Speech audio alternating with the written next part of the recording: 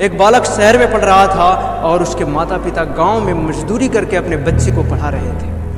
वो प्रतिदिन मजदूरी करते और जो पैसा इकट्ठा होता अपने बच्चे को शहर भेज दिया करते थे। लेकिन एक दिन क्या हुआ है, उसकी माता की अचानक बहुत ज़्यादा तबीयत खराब हो गई, जिससे कि उसका 50,000 रुपया लगना था। तो उसने जितने भी गहने थे गिरवी रख दिया और पैसा इकट्ठा करके दवा करवाने के लिए पैसा इकट्ठा किया।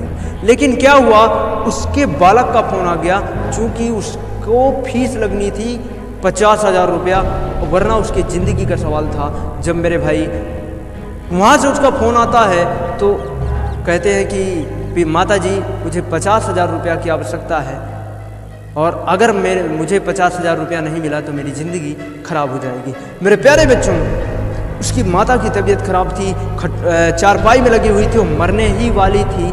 लेकिन जब पता चला कि बच्चे के भविष्य का सवाल है तो मेरे भाई उसकी माता कहती है ठीक है, अपने बच्चे की पढ़ाई के लिए वो पैसा भेज दीजिए, मेरी तबीयत ठीक हो जाएगी, मुझे कुछ भी नहीं है, मुझे कुछ नहीं है, मेरी तबीयत ठीक है। पति जी कहती मेरी तबीयत ठीक है, बच्चे को 50,000 रुपया जो वो वाला लाए थे उसे भेज दीजिए। मेरे भाई ये होते हैं माता पिता। आप शहर में पढ़ रहे होते हो, ध्यान रखना मेरे भाई, आप शहर में पढ़ रहे होते हो, आपके माता पिता वहाँ मजदूरी करके आपको पैसा भेज रहे होते हैं।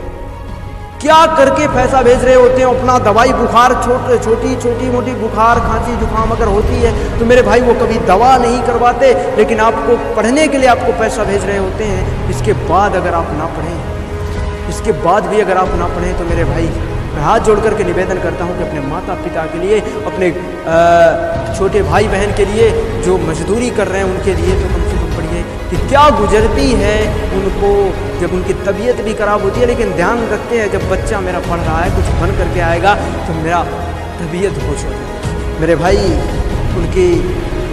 उनको जो आप पर विश्वास है, उस विश्वास को बनाए रखना आपका धर्म है, आपका कर्तव्य है, आपका फर्ज है। मेरे भाई ध्यान रखना मेरे भाई, मैं हाथ जोड़ करके निवेदन करता हूँ कि आप पढ़िएगा, दिल से पढ़िएगा, मेहनत करके पढ़िएगा।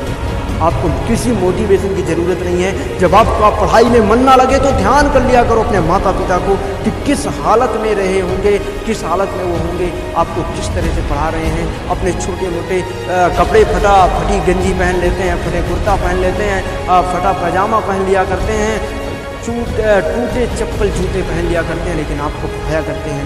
तो ध्यान रखना, अपने माता पिता के लिए पढ़िएगा मेरे भाई, अपने समय का सदुपयोग करिएगा। मैं हाथ जोड़ करके निवेदन करता हूँ अपने युवा साथियों से। धन्यवाद साथियों, थैंक यू फॉर वॉचिंग। मेरे वीडियो को देखने के लिए तहे दिल से धन्यवाद। और अगर आपको वीडियो अच्छा लगे तो अपने साथियों को